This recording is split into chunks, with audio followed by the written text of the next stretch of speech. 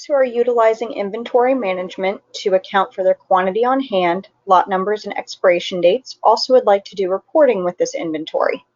So how they would do this is they would either access the inventory from the inventory tab to the far right of the home, or access through the gear icon. Now, the only employees that will be able to access this area is going to be business owners, business managers, inventory managers, or billable items managers. So to keep track of the inventory for their reporting, they're going to click on the inventory tab, and it will take them to their inventory management screen. From here, there are 3 reports that they're able to run. The first report is the on-hand alerts. This will give them any item that has currently reached their minimum or maximum order quantity.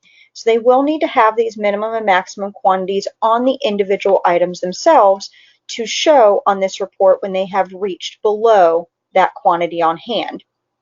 From here, they will have the ability to add the items to a purchase order by clicking on the clipboard icon to the right underneath the order column.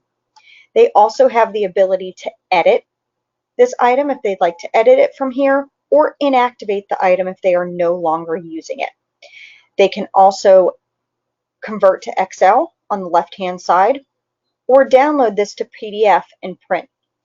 To access the purchase orders, they can go through the purchase order link on this screen, or to go back to inventory management, just click on inventory management. They can also print an on-hand change report. So anytime an item has been changed, whether it's a manual change or a change from bringing in a purchase order, it will be reflected on this report. This is a report that is not able to be exported to Excel, but they can print if they go to the top right of their browser and print from here. If they want to go back to inventory management, they just click on inventory management and go to their on-hand expired report. This will show them any drug or any item in the system that is currently expired. So they will see any expired drugs, and they will also be able to add these to a purchase order if needed. Edit the item and or inactivate the item if they're no longer using it. There's filters that go along with this as well if they just want to know the beginning expiration and ending if they have a specific time frame that they're looking for. They can also export this report to Excel or to PDF. We're going to go back into our inventory management, and the last report from this screen is going to be the controlled substance report. So any items in inventory that are marked as a controlled substance will be able to be reflected on this controlled substance report. Now, depending on the state regulations, they may be able to use this report to send in for the DEA. But they will need to check with their regulations to see if an electronic log is acceptable. There's 3 different types of reports. First one is going to be combined. This is going to show client transactions as well as manual changes that have been made to the inventory item. There is disposition, which is going to show just the client transactions. Last is going to be inventory, which is going to show changes in inventory manually. They'll need to put a start and end date that they want to reflect onto that report. They can also specify by specific controlled substance, employee, or patient.